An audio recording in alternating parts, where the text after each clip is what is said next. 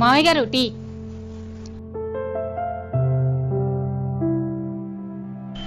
కోడల పిల్ల, ఈ రోజు టీ చాలా బాగుందమ్మా. కుదురుగా నించని చేసినప్పుడు ఎప్పుడు టీ బాగా రాలేదు మామయ్య గారు. ఈ రోజు పరిగెట్టి చేసినప్పుడే బాగా వచ్చింది. పరిగెత్తి చేసావా? ఎందుకమ్మా పరిగెత్తావు? వారం రోజుల నుంచి మన ఇంట్లో ఇంత పెద్ద ఎలక తిరుగుతుంది కదా మామయ్య గారు. అది ఈ రోజు నేను టీ పెడుతుంటే మన వంటగదిలో అటు ఇటు పరిగెడుతుంది. దాన్ని కొట్టడానికి నేను అటు ఇటు పరిగెట్టాను. అది పరిగెడుతూ మీరు తాగుతున్న టీలో పడిపోయింది మామయ్య గారు. బురదలో పడ్డ పందిలాగా ఆ టీలో పడి దొరిలింది గాని నా చేతికి మాత్రం చెక్కలేదు మామయ్య గారు. ఈ టీలో ఎలక పడిందా? ఎలకేంటి మామయ్య గారు, ఆ ఎలకను కొడదామని విసిరిన చెప్పు కూడా ఆ టీలోనే పడింది. ఎలకతో పాటు చెప్పు కూడా పడిందా? చెప్పు పడితే పడింది గాని ఎలక్కున్న క్రిములన్నీ ఇందులో కలిసిపోయి ఉంటాయి కదమ్మా. ఎందుకు మామయ్య గారు కరెంట్ షాక్ తగిలి కాకిలా గింజిపోతున్నారు?